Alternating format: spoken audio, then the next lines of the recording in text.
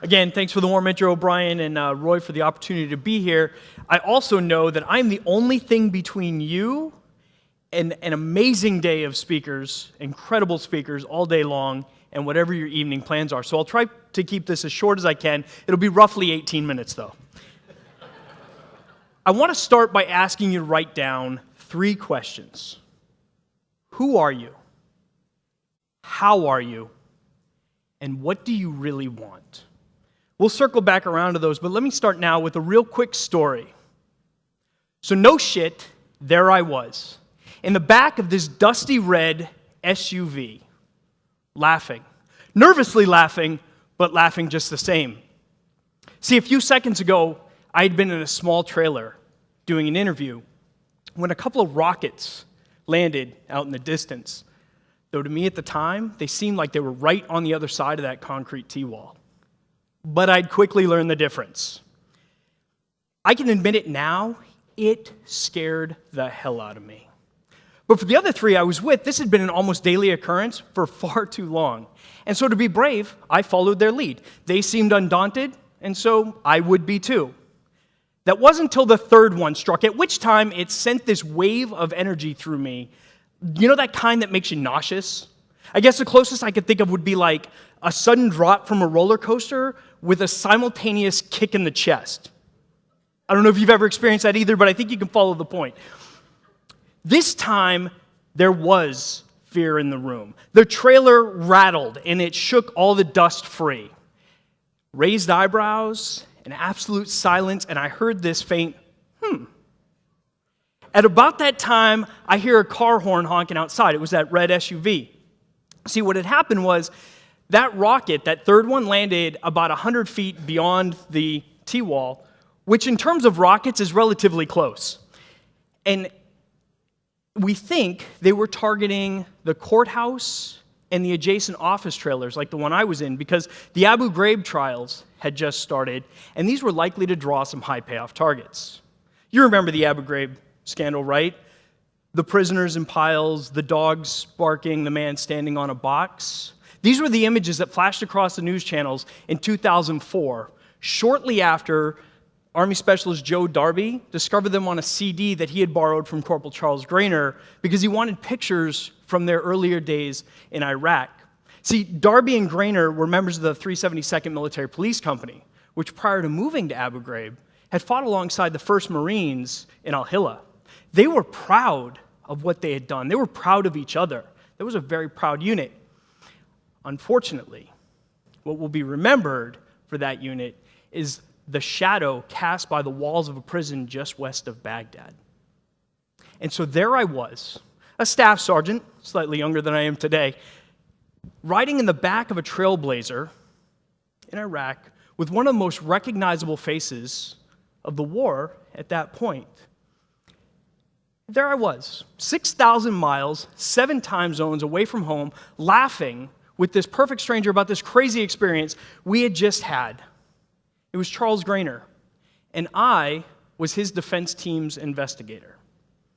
There I was, a military police soldier, typically charged with finding people who commit crimes and getting them sent the other direction. I was working for the defense team.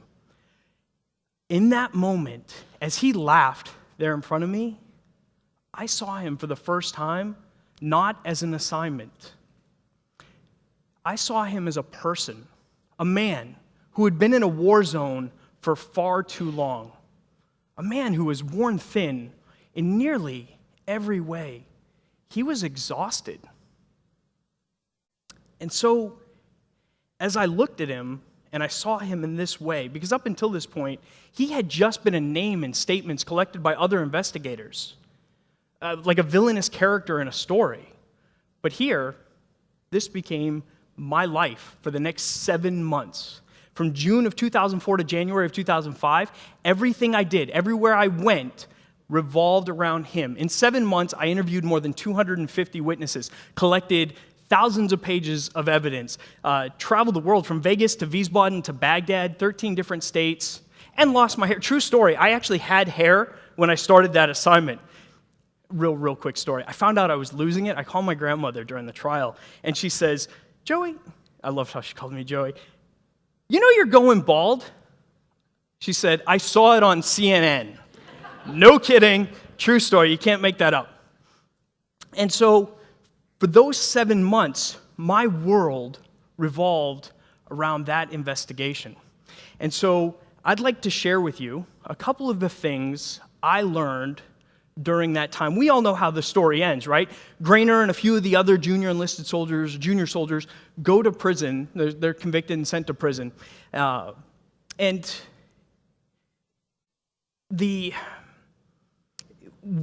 Basically, long story short, we know that there was a lot of bad things that happened in that prison. Nothing I say here and now will justify everything they did or absolve them from their individual actions in any way. Like we've heard a couple of times, everybody has that moral compass, and we know right from wrong.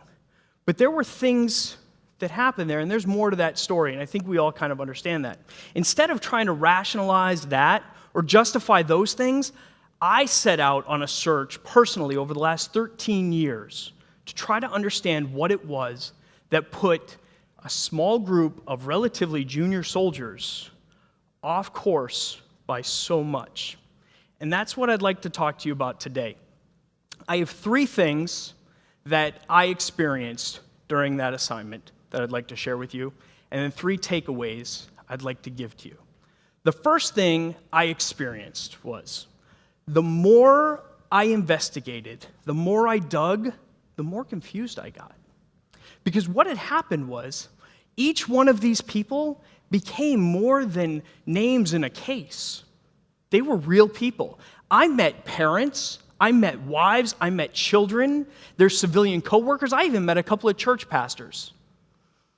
During that time, they all had a face. They became real people to me. They were soldiers just like me.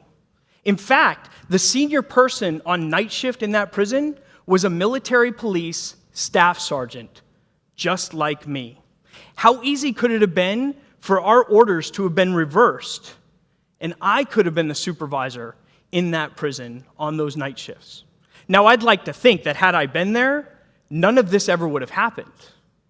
But how would I know if we were gradually sliding off course? And that brings me to my second experience, and the one that's the most difficult for me to talk about. During this time, I became so immersed in that investigation. Here I was, 27 years old, 8 years in the Army, living this once-in-a-lifetime experience. I was working with the kind of autonomy that career soldiers could only dream of. I had blanket TDY orders, and for those of you that don't know what that means, I could travel anywhere I wanted without command approval. My boss was a lawyer in Iraq, 6,000 miles away, and my job was to go find evidence.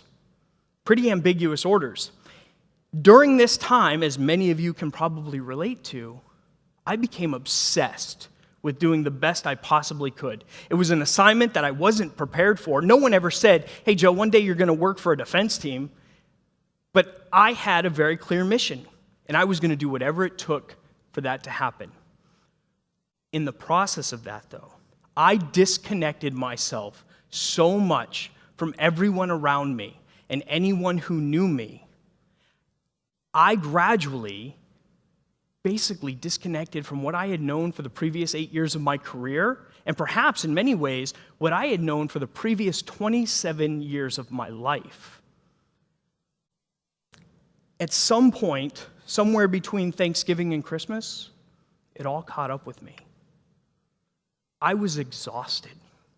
I was burnt out. I hadn't slept well in months. I was in the worst shape I've ever been in. Physically, yes, but also mentally, emotionally, and spiritually. I was burnt. All the while, I'm hearing these incredibly horrific stories of some of the things that happened in that prison and trying to make sense of it all, right? and all the while trying to maintain a cardinal direction of what I understand to be morally correct. At some point, I remember sitting there on the floor with a friend and saying, is it even possible? Is it even possible to be the same person when I come home as I am out there? Because out there, I was kicking ass. I was. When anybody saw me, I was faking it because I was saying I was doing great, I was producing results, and I had a dream job. I mean, I was getting to do things that people could only dream of. So, had anybody thought to ask and really check on me and noticed anything, I had also disconnected to a point that I wouldn't have asked for help. And so here I was, a once-in-a-lifetime experience, and falling apart inside. And this was the beginning of the end of a few very important relationships at that point in my life. And so, as all of this was happening, I said to my friend, I took out a piece of paper and I drew 3 circles on it. And I said, family, friends, and work. And in the center, in that wide open space, and it's amazing how much space there can be on an 8.5 by 11 sheet of paper when you're trying to make this point, I drew a heart and I said, this is how I feel, man. I am so disconnected that whenever I try to put myself into any of these things, I feel like the others fade away and like they don't get it where I am. And then I flipped the paper over and I said, this is what I want. I drew a Venn diagram and I put those same 3 words, family, friends, and work. But this time I put the heart in the center. And I said, this is what I want. I want this sort of balance. I want to be okay no matter where I am, that everyone knows exactly who Joe Willis is.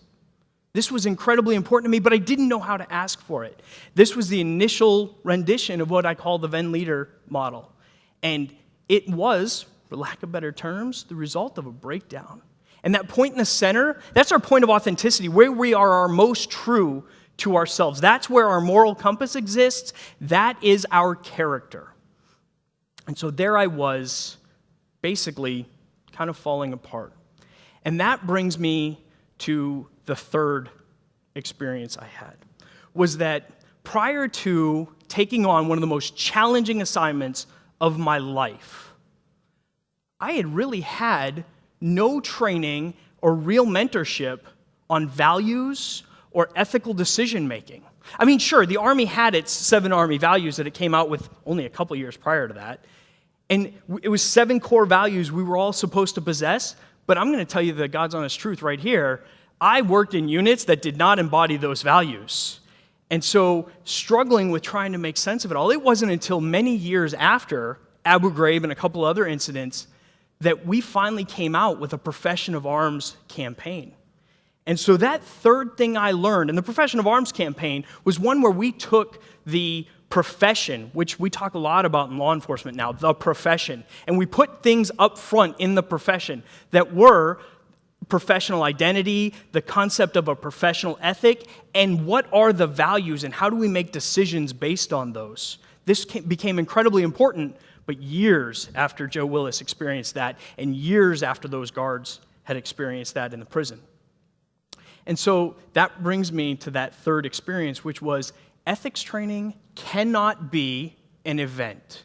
It cannot be a poster. It cannot be a policy. It can't just be something we check the box on. It has to be something we live each and every day that's enforced and reinforced by our leaders.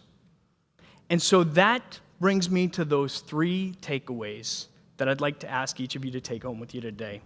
And it goes in line with what I'm hearing a lot of from some of the other speakers. First of all, leaders keep a finger on the pulse of their organization. Leaders are present. And it was back in 2004 when I made this decision of what my magnetic north would be. Now, you can have whatever magnetic north you want, but if you want to take mine and use it, you're more than welcome to. Leaders, from Joe Willis's perspective, are where their people are, when their people are, and they are the leader their people expect. If everywhere I go, I maintain those 3 things, it would help me keep my cardinal direction point in the right direction. Continuing along those same lines about leaders keeping their fingers on the pulse of their organizations, I'm hearing a lot of talk lately in the law enforcement profession about assessments, unit organizational assessments, cultural assessments. Who's doing those? Because what I'm hearing sometimes is unions doing them, or advisory boards doing them, or the city doing them. If you're a leader in your organization, you own that. That's your assessment and only your assessment. You need to get out there and ask those hard questions. And there are various ways of doing it. After doing hundreds of these over the last several years of my career, I'm willing, just ask me. Find my email's in there, ask me. I'll gladly help anyone do these. Because you've got to have your fingers on the pulse. You have to ask the hard questions. And then once you've done them, do something with it. Be transparent about what you found. And then take action on it. One more thought on assessments, 360s. If your organization is not doing 360 assessments, I highly encourage you to start. What those are is an opportunity for a single individual within the department to be evaluated by seniors, peers, and subordinates. That candid feedback is priceless. Might it be painful? Hell yeah. But it's priceless. Take it and put it to use. Do assessments. Keep your fingers on the pulse. And now to close, that brings me to those 3 questions I asked you in the very beginning. Each of us has that moral compass that points us in the right direction that we need to go in the moment. And what I learned throughout that time in my career and now reevaluating, I've thought about those days pretty much every couple of days since then. For the last 13 years, an element of it stands out to me, just triggers in my mind.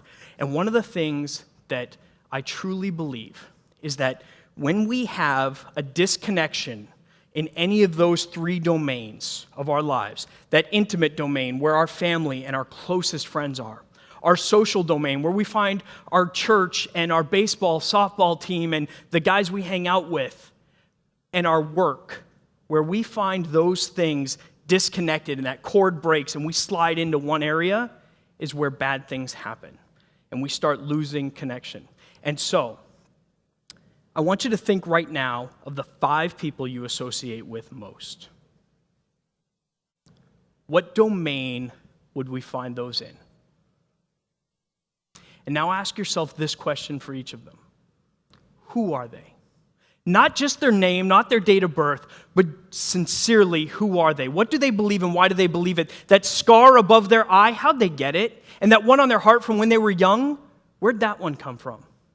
Who are those people? Could you stand here in 5 minutes, and tell us about just one of those people with just that one question? Because that's connection. And that's what we've been hearing a lot about today, is leaders and peers maintaining connection to keep people on the right path. The next question, how are they? That is a seriously difficult question to answer sometimes. Use Maslow's hierarchy of needs, do whatever you have to. But there's something that happens when you look a person in the eyes and you say, how are you? And they say, fine. That's like, what's 2 + 2? And they say math, right? It's the answer, but it's not the one I wanted. I want to be able to look into your soul, push past all that guilt and shame, and say, how are you? Tell me about that. And that final question, going back to pushing that to the side, what do you really want? I will tell you that if there's one question that will keep us on the right path, that will be our light in those darkest hours, it is that question. What do you really want? In this moment when you are scared and all hell is breaking loose, what's important now? What do you really, really want? And having that answer, and I asked you to begin with, those are your 3 questions. You need to answer those. Not now, not here, not with me, but to yourselves. Because having that answer could really mean the difference when the time comes to make a decision. But here's the other part. Knowing that answer for your 5 that you associate with most often might be what determines whether or not you see them sliding off course in a prison or you find them becoming disconnected like I was. It could mean the difference between life and death. What do they really want? So thank you very much for your time today. It's been an awesome day.